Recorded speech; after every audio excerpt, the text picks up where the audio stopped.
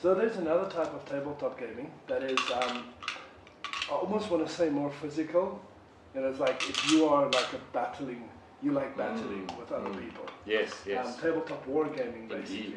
Yes, exactly. So wargaming also has many flavors and many different styles. This table, this lovely, lovely mat, is used in a game called X-Wing. And we've got a whole lot of X-Wing models here, which I can show you. So everyone recognizes a TIE fighter from Star Wars. Less people recognize a Decimator. And there's Darth Vader's distinctive TIE Advance. And they're obviously chasing down an X-Wing. And not very many people know what a TIE Interceptor is. But anyway, so X-Wing is a good example of this, because this is actually, in my opinion, a hybrid. Because wargaming has its roots originally in modeling. Now, what you would used to have to do is you'd have to literally build a model from scratch. So you'd be given a whole lot of tiny little metal bits, and you'd have to painstakingly file them down, glue them together carefully, glue your fingers to them accidentally, rip off your skin, re-glue it, it'll fall apart, you'll re-glue it again, eventually it'll be done, you'll paint it up, you'll get it ready, and then you can use the model in a little, like a war game on the table. Now, what X-Wing's done is they've board gameized it. That's a word. I don't think it's a word, but now it is. And you can buy the models already pre-assembled and pre-painted.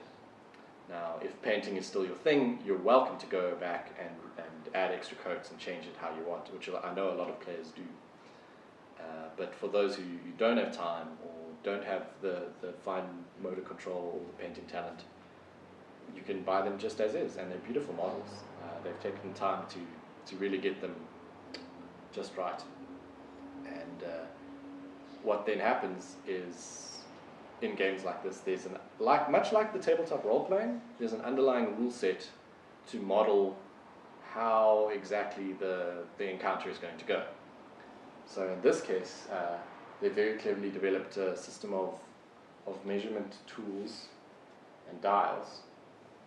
So like here's a three hard turn, right? And what you do is you decide on your dial how you're going to move your ship by rotating it without your opponent seeing. There's a 3 hard turn on a TIE Interceptor. Phew! That was nearly awkward. So you do a 3 hard turn, you hide your dial before your opponent can see it, he decides his dials, and then bam! Your ship does a 3 hard turn, and just like that, you plonk down the measurement thing in front, and you can move your ship around the board. So it's a very clear, very, very crisp way of moving things around. A lot of other war games will use tape measures.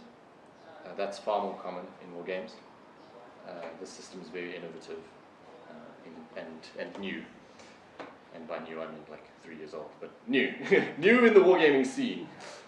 Because most other games, yeah, like I said, will use a tape measure, and then you take your model, place it down, and he'll have like a movement statistic, which will be like 4 inches or 10 centimeters or whatever. And every turn you'll be able to move that distance, as opposed to using fancy measurement sticks. So basically the point of a tabletop wargaming is to defeat your opponent and destroy them completely. Well, originally yes, because that was sort of how war was understood. It would be 2 people facing themselves down, and the objective is to make the other guy die for his country, right? Yes. Yes. Me who wants to get into either one of these games. Mm-hmm.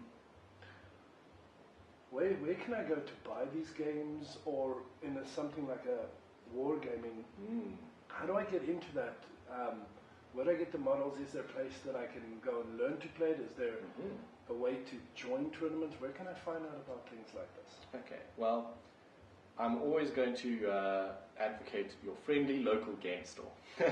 So the main one we know of that just arrived on the grid is, of course, the Nexus, which is a big amalgamation of pretty much all hobbies rolled into a delicious ball of one.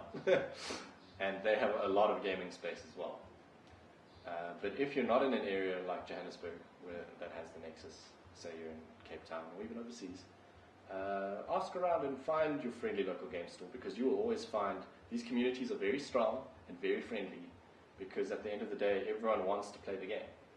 So if you can find one of those communities and get in touch with them, you'll be able to A, make a lot of new friends, because once again, you have a shared passion, and B, have a lot of good games, because everyone wants to play board games and tabletop games and even card games.